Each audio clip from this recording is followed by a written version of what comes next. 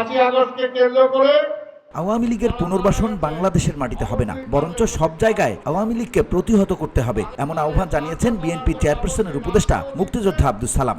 আমার দলের পক্ষ থেকে তিনি বলেন, আওয়ামী লীগের পুনর্বাসন মানেই ভারতের বাংলাদেশের বাজার দখল করা। সিরাজগঞ্জ জেলা বিএনপি আয়োজিত মতবিনিময় সভায় এসব কথা বলেন আব্দুস সালাম। আওয়ামী লীগকে যেখানেই পাওয়া যাবে, আওয়ামী লীগের পুনর্বাসন বাংলাদেশে হবে না, হতে পারে না। আওয়ামী লীগের পুনর্বাসন মানেই ভারতের বাজার বানানো বাংলাদেশকে। আওয়ামী লীগের পুনর্বাসন মানেই আমার স্বাধীনতা খর্ব হওয়া।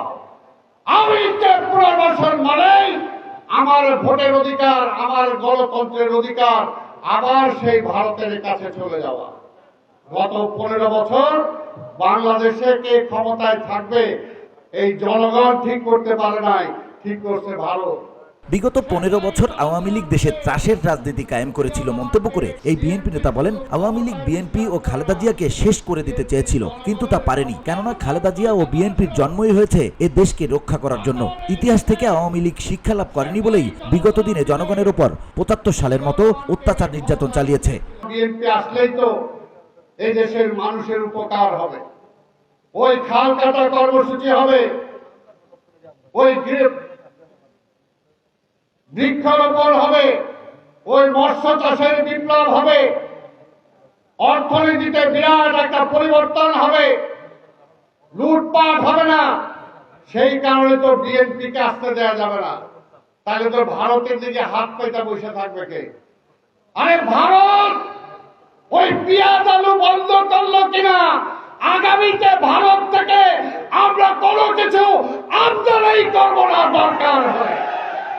বলেন, খালেদা জিয়া জীবিত অবস্থায় দেখেছেন হাসিনা পেছনের দরজা দিয়ে কিভাবে পালিয়ে গেল, অথচ খালেদা জিয়া শত নির্যাতন সহ্য করেও এদেশের মানুষকে কখনোই ছেড়ে যাননি।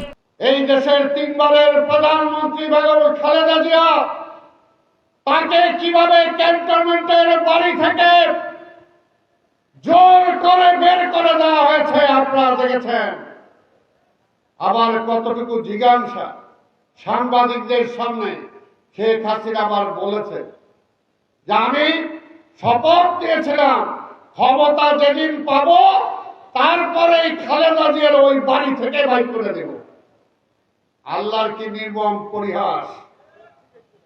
আপনি যে বাড়িতে ছিলেন সেই বাড়ির আপনার বেডরুমের চাদর পর্যন্ত জনগণ ছিনতাই করে নিয়ে গেছে। চরম সত্য এটাই যে বেগম খালেদা জিয়া বেঁচে থাকা অবস্থা দেখলেন শেখ হাসিনা কিভাবে ওই গণভবনের পিছনের দরজা দিয়ে পালায়া এক সারিতে যায় হেলিকপ্টারে উঠে, আর বেগম খালেদা জিয়া কিন্তু পলায় না। এ সময় উঠে আসে নির্বাচন প্রসঙ্গ। অন্তর্বর্তী সরকারকে উদ্দেশ্য করে আব্দুস সালাম বলেন, নির্বাচন দিলেই বিএনপি ক্ষমতায় আসবে, তাই নির্বাচন শুধু পেছাচ্ছেন। কিন্তু নির্বাচন যতই পেছান, জনগণের ভোটের মাধ্যমে বিএনপি ক্ষমতায় আসবে। বিএনপি শুধু ক্ষমতায় বিশ্বাস করে না, বিএনপি জনগণের ক্ষমতায় বিশ্বাস করে।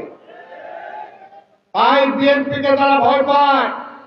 বিএনপিকে কারা ভয় পায়? যারা হলো ভারতের দালাল, যারা এই দেশটাকে ভারতের অঙ্গরাজ্য বানাতে চায়, তারাই বিএনপিকে ভয় পায়, খালেদা জিয়া তারেক রহমানকে ভয় পায়। তার মন্তব্য, আওয়ামী লীগ মুখে স্বাধীনতার কথা বললেও আসলে তারা স্বাধীনতায় বিশ্বাস করে না। এ সময় ফেলানীকে কিভাবে হত্যা করে কাঁটাতারে আটকে রাখা হয়েছিল, আওয়ামী লীগের নেতারা কিভাবে সীমান্ত অতিক্রম করে অবৈধভাবে ভারতে পালিয়ে গেল, ভারতের উদ্দেশ্যে এমন কিছু প্রশ্নও রাখেন দলটির এই নেতা। বলেন, ভারতের উচিত গণহত্যার আসামি হাসিনাকে গ্রেপ্তার করে আইনের আওতায় আনা। যখন আবার একটা কৃষক সীমান্তের কাঁটাতারের কাছাকাছি যায়, তাকে গুলি করে হত্যা করা হয়।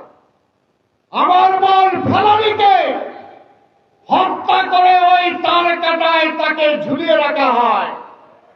আজকে কিভাবে আওয়ামী লীগের মন্ত্রী এমপিরা অবৈধভাবে ওই সীমান্ত অতিক্রম করলো, এই জবাব ভারতকে দিতে হবে। আগামীর সাম্যের ও মানবিকতার বাংলাদেশ গড়তে জিয়াউর রহমানের আদর্শের ভিত্তিতে মতভেদ ভুলে ঐক্যবদ্ধ হয়ে নেতাকর্মীদের কাজ করার আহ্বানও জানান চেয়ারপারসনের উপদেষ্টা আব্দুল সালাম। এর মাঝামাঝি কোনো শক্তি নাই, তাই দেশকে বাঁচাতে হলে বিএনপির পতাকা তলে আসতে হবে। BOD Bangla news desk.